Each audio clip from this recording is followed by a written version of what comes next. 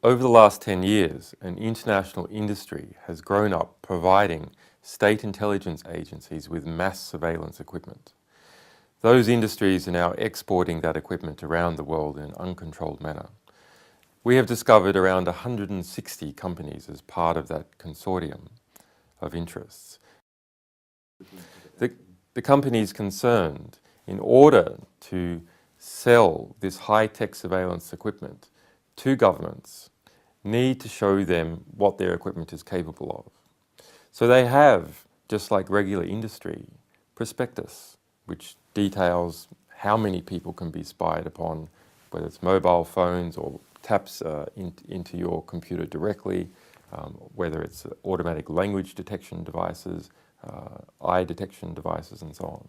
And so we have obtained all that information and we're presenting it publicly. We're all aware of the traditional spy stories of an organization like MI6 tracking down someone else from a competing spy agency or bugging the phone of one or two people. In the last 10 years, something else has happened. We now see mass surveillance, where computer systems of an entire country or an entire group within a country are infected by surveillance programs automatically at border gateways, where the entire telephone calls of a nation can be and are permanently recorded as a result of surveillance equipment sold by firms like Vastec from South Africa. This is something new. Previously, we had all thought, well, why would the government be interested in me? Why would the government be interested in my brother? My business is not interesting, I'm not a criminal. Now we have a situation where these companies sell to state intelligence organizations the ability to spy on the entire population at once. That is called strategic interception. Take all telecommunications traffic out of a country and permanently record it. And then, in 5 or 6 years' time, if your brother or someone close to you becomes of interest to that company or to the government that it's working for, they can go backwards in time and look to see what you said or what you emailed 6 years ago. So that's a really quite extraordinary difference compared to what we thought the world was about. We are in a world now where not only is it theoretically possible to record nearly all telecommunications traffic out of a country, including all telephone calls, but where there is an international industry selling the devices to do it. So, for example, some firms are selling to states secretly equipment to record everyone's mobile telephone location to within 50 meters for an entire city and keep that information permanently. They are selling Trojans. So you go to some website or someone sends you an email and it, bang, infects your phone with a Trojan that then records what you're saying in the room, even when the phone doesn't appear to be active. Similarly, if you run iTunes, iTunes has a flaw in it, and that flaw is automatically used by some of these companies to take over whatever computer system is running iTunes. And there are these sorts of backdoors into every popular phone, every popular computer program. Hundreds and hundreds of different sorts of systems that are covered. So if journalists come to me for advice and they say, what can I use to stop myself being permanently recorded in secret archives? My answer is actually it's extremely difficult. It is not easy to do because cyberspace is primarily a civilian space where we put the intimate details of our lives. We now have a militarization of civilian life.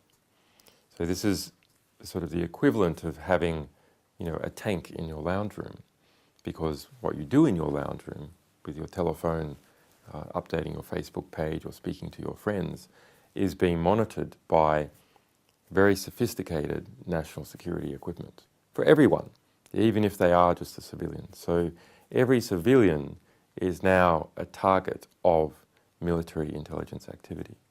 Everyone. WikiLeaks and its people have been the subject of surveillance for years.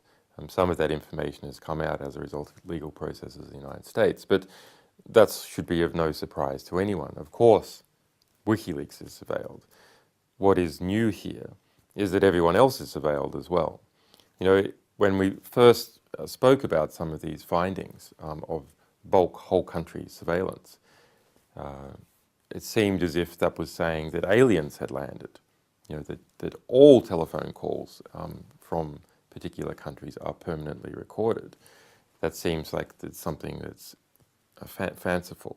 But actually, computer power has increased now to the degree that that is only not done, but there are commercial firms that do that en masse and go around the world trying to sell their products.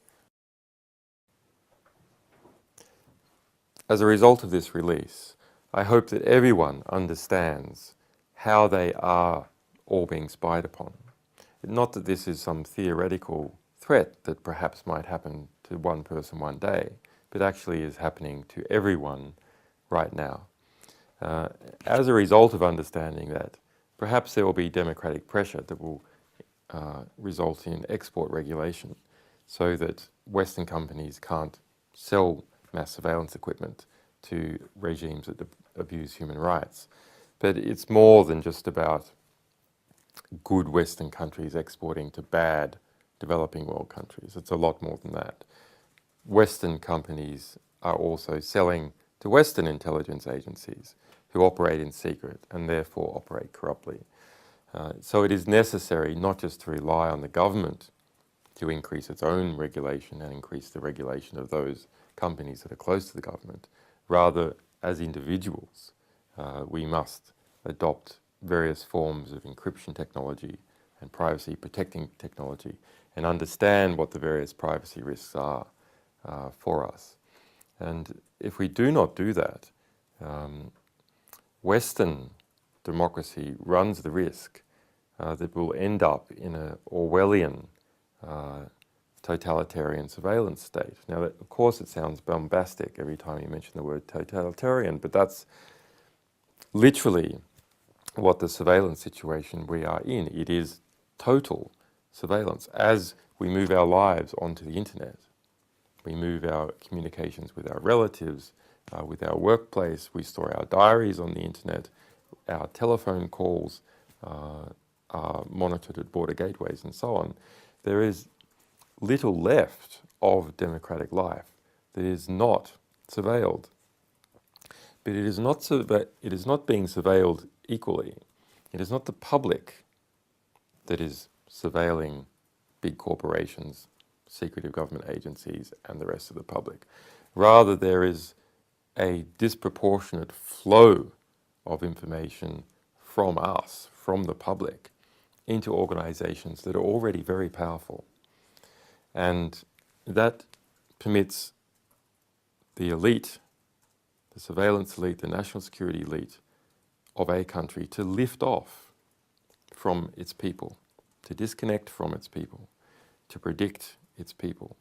And that's a dangerous situation. And what we're dealing with here is not merely the surveillance elite of one country operating alone, but rather an international surveillance elite, transnational companies selling these products all over the world, and then intelligence agencies swapping data that they collect with each other. That's a worrying situation for Western democracy.